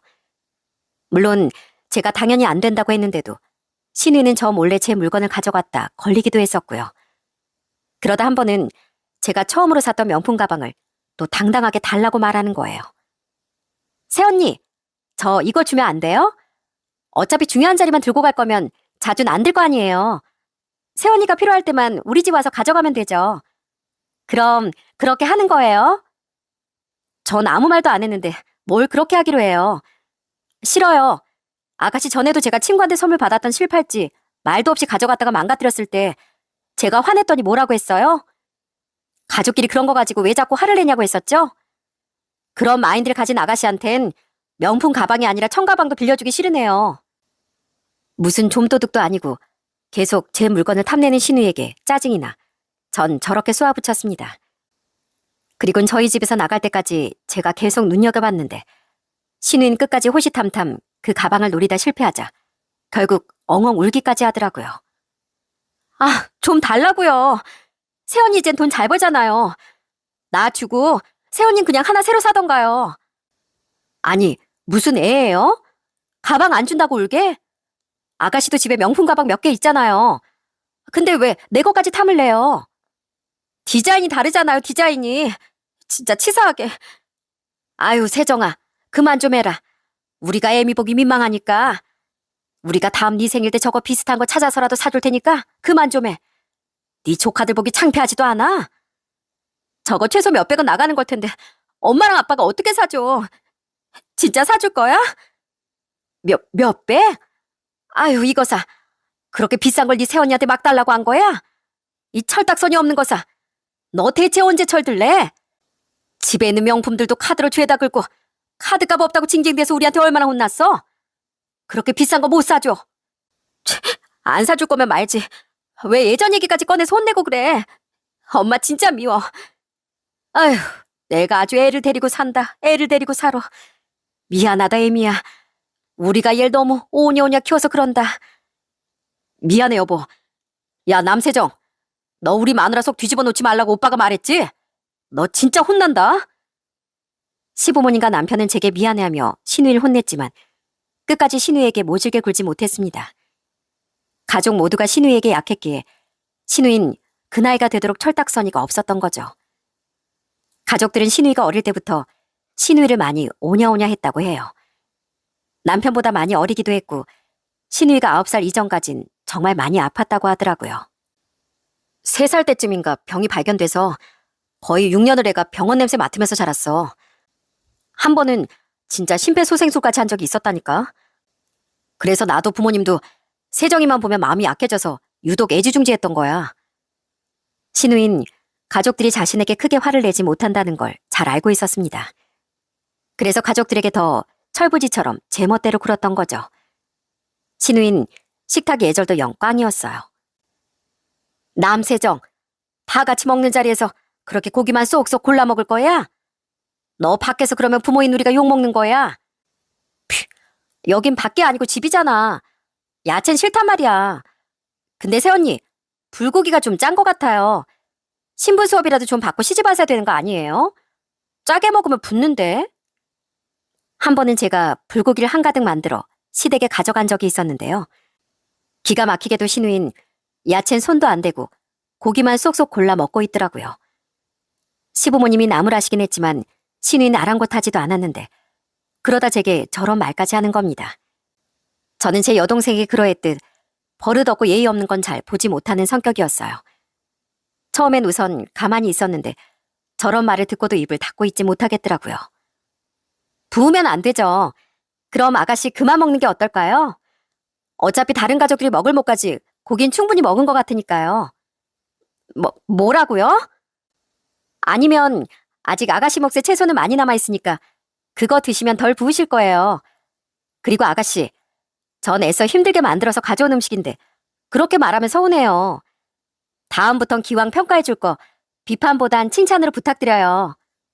아, 그리고 전 아가씨도 아가씨지만 어머님 아버님 대접하고 싶어서 이거 만들어 온 거니까 어머님 아버님도 드시게 그릇은 이쪽으로 좀 밀어놓을게요. 전 생글생글 웃으며 신우이 앞에서 그릇을 아예 치워버렸어요. 당황했는지 신우인 허공에서 젓가락질을 멈추고 절 바라보더라고요. 시아버지 민망하셨는지 헛기침을 하며 다시 신우이를 나무라시더라고요. 아유, 내가 정말 세정이 너 때문에 고개를 못 들겠다, 고개를. 아빠는 왜 새언니 들어온 후부턴 자꾸 나한테 더 뭐라고 해. 왜 새언니만 예뻐하냐고. 엄마도 오빠도 마찬가지야. 나 안 먹어. 먹지 마라. 너만 손해지. 시부모님은 절 정말 예뻐하셨는데요. 사사건건 시부모님도 남편도 제 편을 들며 신우이를 혼냈더니 신우인 불만이 많이 쌓였던 모양이에요. 그날 신우인 마치 5살 애처럼 눈물까지 그렁거리며 방으로 들어가 버리더군요. 신우인 제게 가족들의 사랑을 빼앗겼다고 생각했는지 갈수록 제게 틱틱대더라고요. 제가 한 음식을 먹으면 무조건 맛이 없다는 소리부터 한다거나 한 번은 슬쩍 제게 발까지 걸려고 하더라고요. 그때마다 오히려 제게 더 무안을 당했는데도 신우인 지치질 않았죠. 한 번은 다 같이 여행을 갔었는데 신우이가 대뜸 자신의 가방을 제게 들어달라며 내밀더라고요. 엄마랑 아빠는 나이 들어서 힘들고 오빠는 애들 챙겨야 되잖아요. 전 연약해서 이런 무거운 가방 오래 못 들고 다니니까 새언니가 대신 좀 들어주세요. 새언니는 드세서 이 정도는 아무것도 아니잖아요. 어머, 그래요? 이 정도도 못 들 거면 애초에 숙소에서 이것저것 다 챙겨 나오지 마셨어야죠. 저도 생각보다 연약해서 제 집만으로도 힘들 것 같은데 정 힘들면 아가씨 그냥 숙소로 돌아가실래요? 제가 택시 불러드려요? 하지만 그런 얕은 수는 어림도 없었죠. 신우에게 약했던 남편은 신우에게 잔소리를 하면서도 신우의 가방을 대신 들어줬지만 제게 심술을 부리지 못한 신우인 내내 입이 대빨 나와 있었더라고요. 이런 일화들뿐 아니라 신우인 평소에도 다들 음식을 할 때 소파에 들어누워 있고 여행 갈 때도 자기 돈은 한 푼도 안 쓰는 등 지극히 이기적인 모습을 보였어요. 하지만 시부모님과 남편이 제게 민망해하고 미안해했기에 그것까진 굳이 잔소리하지 않았지만요. 딸을 잘못 키운 죄인이라며 시부모님이 저보다도 더 분주하게 일을 하고 계신데 제가 그렇게까지 하면 두 분이 너무 민망해하실 것 같았거든요. 그런데 그런 신우이도 제 짝을 만나긴 하더라고요. 신우인 제 여동생이 결혼한 지 1년 뒤에 대기업 연구원이던 심애부와 결혼했습니다. 심애부는 능력도 있는데도 좋은 사람이었는데 철부진 신우일 굉장히 귀여워하더라고요. 김서방, 우리 세정이 집에서 집안일이나 제대로 하나? 얘가 집에선 통 손도 까다가 안 하던 애라 걱정이네. 아빠, 나 집에서 아무것도 안 해. 우리 남편이 다 해줘. 그리고 우리 남편 요리도 되게 잘한다? 아유, 너 그럴 줄 알았다. 너 결혼하자마자 애 갖겠다고 직장도 그만두더니만 막상 주부되니까 애는 또 나중에 갖겠다고 말을 바꿨잖아. 그럼 최소한 집안일은 네가 해야 할 거 아니야. 김서방, 미안하네. 얘가 너무 철이 없어서 그만. 아닙니다, 장인어른. 그래도 집사람도 많이 도와주고 있어요. 이 사람이 괜찮다는데 아빠는 괜히 왜 뭐라고 그래? 돈도 우리 남편이 잘 벌어오니까 난 굳이 맞벌이 안 해도 돼. 이게 말로만 듣던 취집인가 싶었지만 굳이 입 밖으로 말을 뱉진 않았습니다. 심애부가 자기가 괜찮다니 굳이 제가 그런 말을 할 필요는 없었죠. 가족들 모두 심애부에게 미안해했는데 사람 좋은 심애부는 그저 껄껄 웃기만 하더군요. 그런데 저와 남편이 결혼한 지 9년 뒤 신인 우리에게 아주 황당한 짓을 저질렀습니다. 당시 저희 가족은 아직 전셋집에 살고 있었어요. 대출을 받아 적당한 자가를 구해 이사할 수도 있을 만큼은 돈을 모았지만 계속 확장하던 사업이 바빠 이사에 통 신경을 쓰지 못했거든요. 그래도 어느덧 7살이 된 큰애가 학교에 들어가기 전엔 우리도 자가를 사서 이사를 가야겠다는 생각을 하고 있었죠. 그동안 우린 좀 성공했다고 자만하지 않고 정말 허리띠를 졸라매며 돈을 모았었어요. 아이들을 위해서라도 기왕이면 자가를 살 때 좋은 집으로 이사 가고 싶었거든요. 그리고 이젠 더 늦기 전에 진짜로 자가를 마련해야겠다고 생각하던 시기에 우린 시댁에서 신우이를 만났습니다. 그때 신우이가 우리에게 이런 제안을 하더군요. 새언니, 우리 이번에 집 내놓을 건데 시세보다 살짝 저렴하게 해줄 테니까 살 마음 없어요? 요즘 드디어 집 살 생각하고 있다면서요. 우리 아파트 위치도 좋고 특히 애들 데리고 살기에 딱이에요. 오빠, 어때? 아가씨네 집을요? 그럼 아가씨넨 이사 가게요? 왜요? 거기 신축이고 애도 없어서 두 사람이 살기엔 넓잖아요. 아직 4년밖에 안 된 집인데. 아, 그냥 더 넓은 집에서 살고 싶어서요. 저도 슬슬 애도 가져볼 생각인데 한두 명 정도 낳고 키우려면 40평대는 돼야 넉넉할 것 같더라고요. 우리가 시세보다 저렴하게 7억에 드릴게요. 어때요? 이거 놓치면 손해예요. 부동산에 바로 내놓으려다가 새언니랑 오빠 보니까 생각나서 물어보는 거예요. 솔직히 솔깃하긴 했습니다. 신우의 집은 지하철역과도 가까웠고 근처에 초등학교, 중학교도 있어 위치가 정말 좋았거든요. 경기도권에 있긴 했지만 서울과도 가까운 위치였고 집도 지은 지 4년밖에 안 된 곳이었죠. 평수도 30평대에 방도 제법 전부 넓게 빠진 곳이라 저희 큰아들이 초등학교에 들어가기 전에 이사가면 딱인 집이긴 했습니다.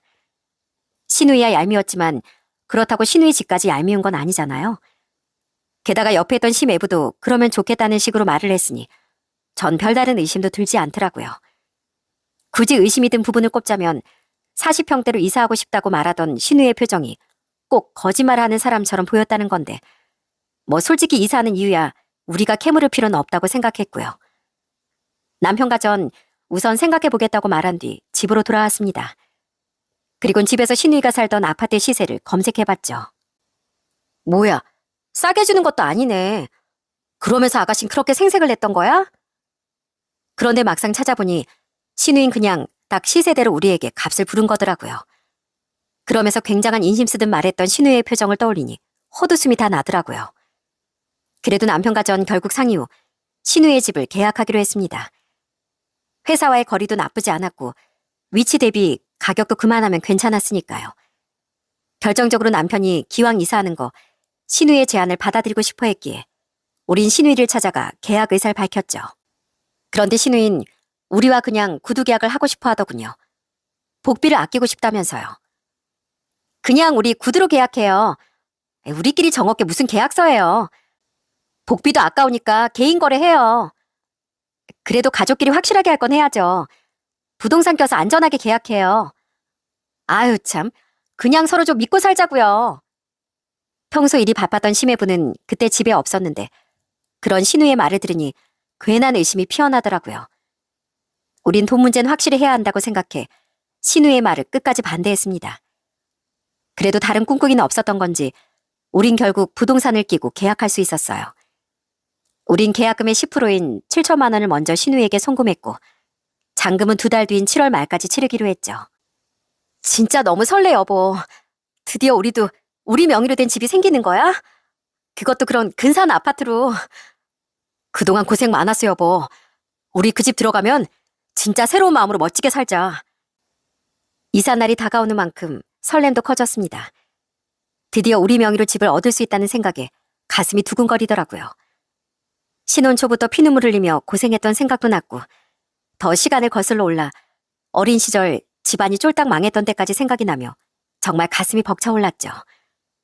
7억을 전부 현금으로 가지고 있진 않았기에 우린 대출을 알아보러 은행도 돌아다니고 새 집인 만큼 모두 새 것으로 꾸미고 싶어 가전도 가구도 열심히 발품 팔아 알아봤습니다. 그동안 아끼고 아낀 만큼 이럴 땐 정말 통 크게 쓰고 싶더라고요.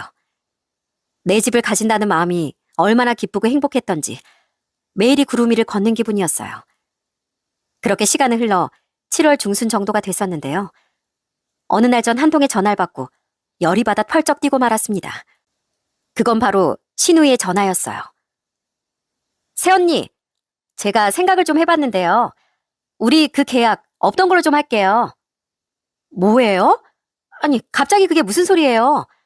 우리 벌써 집주인한테 나간다고 말도 다 해놨는데. 아니, 생각해보니까 여기서 그냥 더 살고 싶더라고요. 지금 장난쳐요? 우리가 이미 계약금도 걸었잖아요. 아, 맞다. 그 계약금이요. 제가 필요한 데가 있어서 좀 썼거든요. 뭐요? 사실은 요즘 제가 이래저래 돈 나갈 때가 좀 많아서요. 어차피 새언니네 요즘 커튼이랑 블라인드 많이 팔아서 돈도 잘 벌잖아요. 그러니까 제가 돈을 안 돌려주겠다는 건 아니고 좀 분할해서 조금씩 갚을게요. 제가 지금 여유자금이 1,000만 원밖에 없거든요. 그래서 1,000만 원만 먼저 돌려드리고 나머지 6천은 한 달에 50만 원씩 해서 갚을게요. 그걸 지금 말이라고 해요? 그럼 그 돈을 10년에 걸쳐서 갚겠다는 소리잖아요.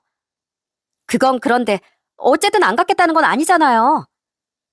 너무 황당하고 기가 차고 또 황당하더군요. 신우인 뜬금없이 멋대로 계약을 파기하겠다더니 계약금도 못 돌려주겠다는 황당한 배짱을 보였던 겁니다. 당장 그 집으로 이사하지 못하면 우린 어디로 가란 말입니까? 게다가 아무리 집값의 10%였다고 한들 그 7천만 원엔 저와 남편의 피와 땀이 묻어있는 거나 다름없었는데요. 그런데 신우인 그 돈을 그냥 꿀꺽할 심보더라고요. 돈을 갚는다고 하긴 했지만 제가 신우이 성격을 몰랐겠습니까? 머리가 띵했던 전 신우이를 계속 채근했어요. 진짜 말도 안 되는 소리 하지 말아요. 그 돈 저랑 남편이 진짜 피눈물 흘리면서 모은 돈이라고요. 아가씨는 그냥 안 돌려주겠다는 심보잖아요. 그리고 이제 와서 계약을 파기하겠다니 애초에 그것부터 말이 안 돼요. 대체 왜 이러는 거예요? 솔직하게 말해봐요. 진짜 끈질기시네. 실은요, 거진 요 2달 사이에 우리 집값이 올랐어요. 근처에 호재가 하나 생겼거든요. 요즘엔 자고 일어나면 집값이 오르든 내리든 너를 뛰는 때인 거 아시죠? 우리도 미처 예상하지 못한 일이라서요. 지금 팔면 우리가 손해니까 새언니가 제발 이해 좀 해주세요. 전 그럼 그렇게 알고 끊을게요. 신우인 그렇게 진짜 이유를 실토하더니 얼른 전화를 끊어버리더군요. 그러니까 신우인 계약금도 꿀꺽하고 싶고 손해도 보기 싫어서 이런 어처구니 없는 짓을 한 것 같더군요. 전 잠시나마 머리가 정말 하얘졌습니다. 정말 이렇게 어이없이 그 큰 돈을 날리는 건가 싶었고 당장 이사는 또 어쩌나 싶더라고요. 하지만 반전이 있었어요. 다시 차분하게 생각해보니 이건 열받을 일이 아니더라고요. 이건 어떻게 생각해보면 오히려 이득이더라고요. 전 제게 이야기를 전해 듣고 펄펄 날뛰던 남편과 함께 다음날 일찍 신우의 집으로 찾아갔습니다. 심애부가 출근해 있을 시간이라 혼자 집에 있던 신우인 우리를 보고 조금은 당황한 듯 했어요. 두 사람 다 출근 안 했어요? 여기까지 쫓아와도 소용없어요. 오빠, 미안하지만 난 이 집 안 팔아. 돈도 다 써버려서 진짜 1,000만 원밖에 없어. 전 그런 신우에게 씩 하고 웃어 보였어요. 그리고 신우의 면전에 종이 한 장을 내밀었죠. 전 어리둥절한 표정으로 종이를 들여다보던 신우에게 통쾌한 한 방을 날려줬습니다. 아가씨, 무식하면 공부라도 좀 해요. 이 계약서 내용 잘 한번 읽어보세요. 여기요. 자, 우리나라는 배액 배상 제도라는 게 있어요.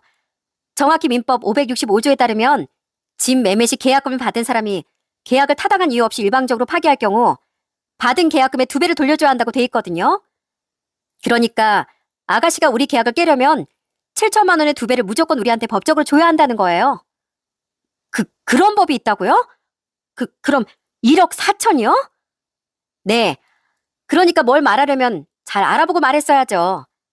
게다가 우린 이미 집주인에게 이사 얘기 다 해놨고 은행 대출 상담도 끝냈고 가정, 가구 주문까지 넣었으니 이건 계약 이행에 착수한 상태예요. 이 상황에서 아가씨가 일방적으로 계약을 깨면요? 그건 단순 해약이 아니라 채무 불이행이니까 손해배상 소송감이 되는 거라고요. 어디 수중에 1,000만 원밖에 없다면서 이것들 다 감당할 수 있겠어요? 네, 어차피 신우인 법적으로 우리의 돈을 떼먹을 수 없었던 겁니다. 제 말을 들은 신우인은 얼굴이 서서히 하얗게 질리더라고요. 졸지에 신우인 7천이 아니라 1억 4천의 손해배상까지 물게 됐으니까요. 신우인 현실을 부정하고 싶었는지 고개를 저으며 이러더군요. 진짜 말도 안 돼. 그런 법이 진짜 있다고요? 네, 못 믿겠으면 진짜 우리한테 소송이라도 당해보던가요. 아가씨, 아무리 오냐오냐 자랐어도 사람이 선을 넘지 말았어야죠. 자기 손엔 하나도 안 보고 싶어 하면서 남의 손엔 우습다 이거죠? 그것도 가족한테 어떻게 이런 사기에 가까운 짓을 해요? 제발 철 좀 들어요. 세상이 그렇게 우스운 줄 알아요?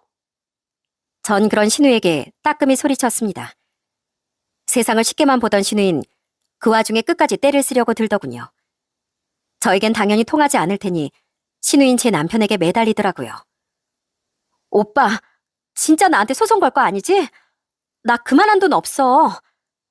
그럼 예정대로 우리한테 집 팔면 되잖아.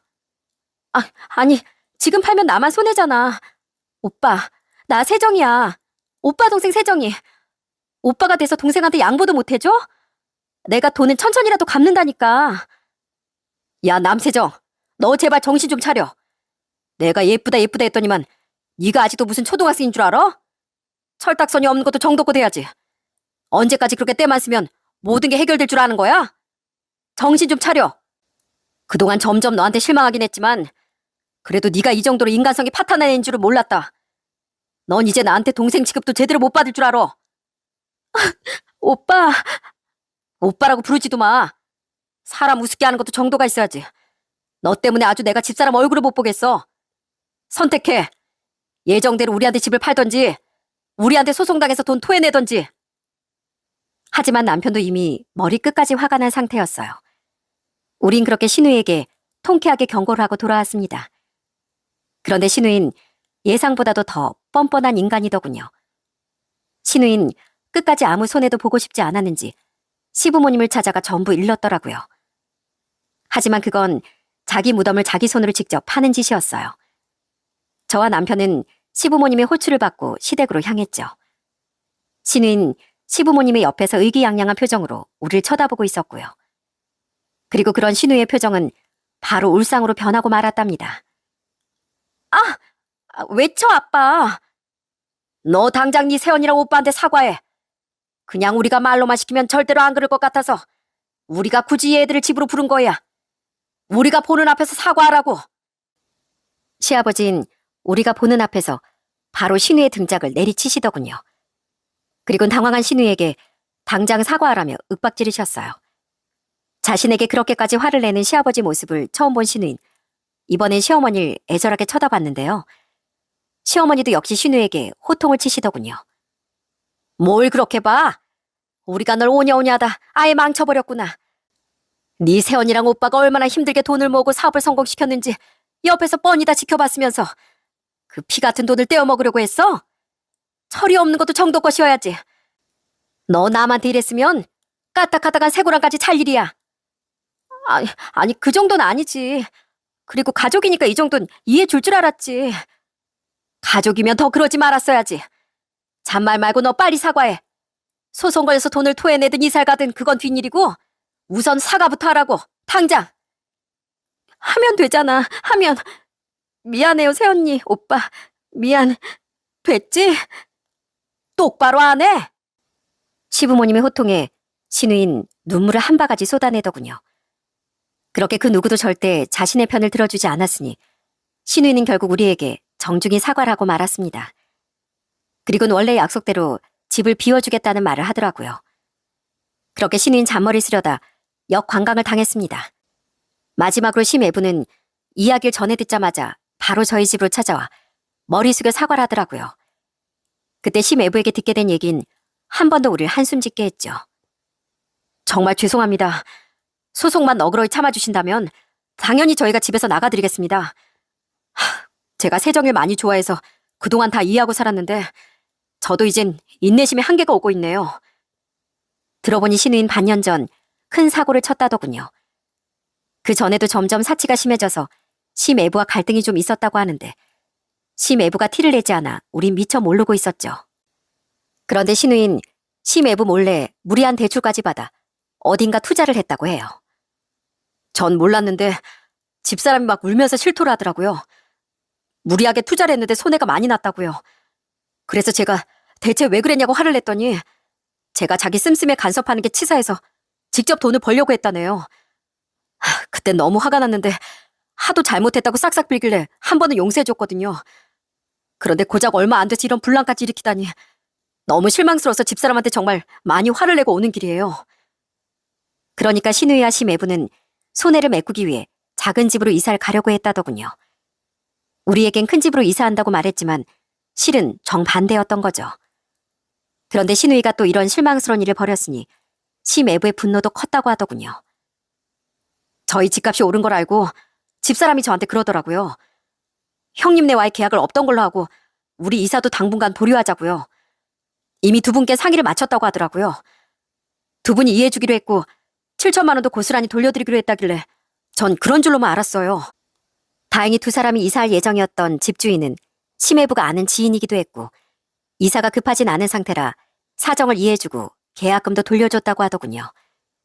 신우인 그 지인이 그런 착한 사람인 걸 알고 자신들이 걸었던 계약금 걱정은 하지 않은 채 심애부에게 취소를 하자고 했던 거죠. 그리고 며칠 뒤 신우인 우리에게 일방적으로 그런 통보를 했던 거고요. 심애부는 신우이가 우리에게 당연히 미리 얘기하고 돈도 돌려준 줄 알았다고 말했습니다. 그런데 실상은 신우인 그 가운데서 6천만 원을 빼돌리고 심애부에게도 계속 숨길 생각이었던 거죠. 결국 심애부에게도 단단히 혼쭐이 난 신우인 울며 겨자 먹기로 우리에게 집을 팔 수밖에 없었어요. 신우인 헛된 욕심 때문에 가족 모두에게 못난 인간으로 낙인 찍혀버렸죠. 우린 예정대로 그 집으로 이사를 했습니다. 그리고 급하게 다시 이사할 집을 알아본 신우이와 심애부는 전의 집보다 만족스럽지 못한 집으로 이사할 수밖에 없었어요. 이미 그 전의 집은 며칠 새 다른 사람과 계약한 뒤였거든요. 그렇게 시간이 꽤 흐른 지금 저희 집값은 1억 5천 정도가 더 올랐습니다. 시댁에 들어가 살고 있던 신우인 우릴 볼 때마다 그 사실을 배 아파하고 있어요. 아, 진짜 그 1억 5천 원래 내 거였는데 진짜 짜증나.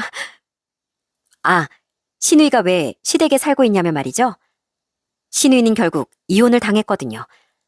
한번 심애부가 용서해줬으면 조용히 살 것이지 신우인 새 집으로 이사간 뒤 또 일을 저질렀다고, 아니 저지를 뻔했다고 해요.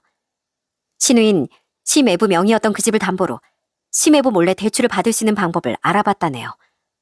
또 몰래 무슨 투자를 하겠다면서요. 근데 그걸 심애부에게 딱 걸리고 말았던 겁니다. 신우이에게 질려버린 심애부는 신우이를 바로 뻥 차버리고 말았고요. 그렇게 마음 넓던 심애부까지 도망가게 만든 신우이가 참 대단해 보이더라고요. 그렇게 다시 시댁으로 들어오게 된 신우인 지금 완전히 구박대기가 되어 살고 있습니다. 시부모님도 제 남편도 더는 신우이를 고운 눈초리로 보지 않고 있어요. 시끄러워! 이 집에서까지 쫓겨나고 싶지 않으면 그 입 다물어. 그래도 딸이라고 데리고 살아주는 거니까. 대체 언제 사람 될래? 아휴, 저 화상. 미안하다, 애미야. 우리가 애를 오냐오냐 해도 너무 오냐오냐 하면서 키웠나 보다. 우리가 죄인이다, 죄인이야. 이렇게 신우인 끈떨어진 연이 되어 시댁에서 눈치를 보며 지내고 있습니다. 집에서 놀고 있지 말고 나가서 일이라도 하라는 시아버지의 성화에 신우인 울상이 되어 직장도 구했죠. 그런 신우이가 앞으론 제발 정신 차리고 철 좀 들길 바라는 마음이에요. 너무 철딱서니가 없어 우리에게 못된 짓까지 하려고 했지만 어쨌든 가족이니 안 보고 살 수는 없는 거 아니겠습니까? 그러니 계속 미워하기보단 그냥 가족 대 가족으로서 한심하나마 연민이라도 갖고 신우이를 지켜보려고요. 그래야 아직도 신우이를 보면 한숨을 내쉬는 시부모님과 저희 남편이 걱정을 덜 수 있을 테니까요. 친정부모님은 저희가 막 이사했을 무렵 여동생 부부와 함께 저희 집에 와보시곤 눈물까지 지으시더라고요. 그렇게 열심히 알뜰살뜰 살더니 이런 좋은 아파트에 다 이사 올 수 있었구나. 우여곡절이 많은 집이긴 하다만 앞으로 잘 살면 혹시라도 붙었을 내군도 싹 시켜나갈 게다. 장하다 우리 딸, 장안의 남서방. 그때 저희 엄마의 말씀처럼 저와 남편은 드디어 마련한 우리의 보금자리에서 아주 잘 살아가고 있답니다. 사랑하는 저희 아이들과 함께요. 눈치 볼 집주인도 없으니 못 하나를 박아도 조심스럽지만 마음 편히 받고 애들이 실수로 벽질 좀 뜯더라도 가슴이 철렁하진 않습니다. 물론 신경 써서 한 인테리어니 마음은 아프지만요. 저와 남편이 이 따스한 우리의 보금자리에서 앞으로도 열심히 인생을 살아갈 생각이에요. 함께 울고 웃으며 행복한 추억이 집안 곳곳에 꽉 채워질 때까지 말이죠. 인생은 불공평한 거라고 사람들은 말하곤 합니다. 저도 때론 그렇게 생각한 적이 있었어요. 그런데 다르게 생각해보니까 인생은 나에게만이 아니라 모두에게 불공평한 것이니 그것 자체가 또 공평한 것 같기도 하더라고요. 아무리 팔자가 좋은 사람도 인생에 한 번쯤은 폭풍우가 들이닥치기 마련이니까요. 그러니 어떤 고난이 닥쳐오더라도 마냥 분노하고 좌절하기보단 어떻게든 힘을 내어 씩씩하게 살아가셨으면 합니다. 저 역시 살면서 수많은 어려움을 겪었고 그때마다 이를 악물고 버텨왔어요. 그중엔 신우이가 저와 남편을 곤란하게 만들려 했던 일처럼 이가 갈리는 억울한 상황도 있었고요. 하지만 그때도 결국 해결책은 있었고 결국엔 위기가 기회가 되어 더 좋은 결실을 맺을 수 있지 않았습니까? 호랑이 굴에 잡혀가도 솟아날 구멍은 있는 것처럼 막다른 길에 들어서더라도 살아날 길은 있는 법이더라고요. 그렇게 어렵고 억울한 고난과 위기를 모두 이겨낸 뒤에 여러분의 삶에도 지금의 저희처럼 꼭 좋은 날이 찾아올 수 있길 진심으로 바라봅니다. 그럼 전 이만 여기서 인사를 드려야 할 것 같네요. 말복굿이나 조금씩이나마 무더위가 식어가고 있는 요즘 그래도 끝까지 건강에 유의하시고 늘 좋은 날만 가득하시길 바랍니다. 들어주셔서 감사합니다.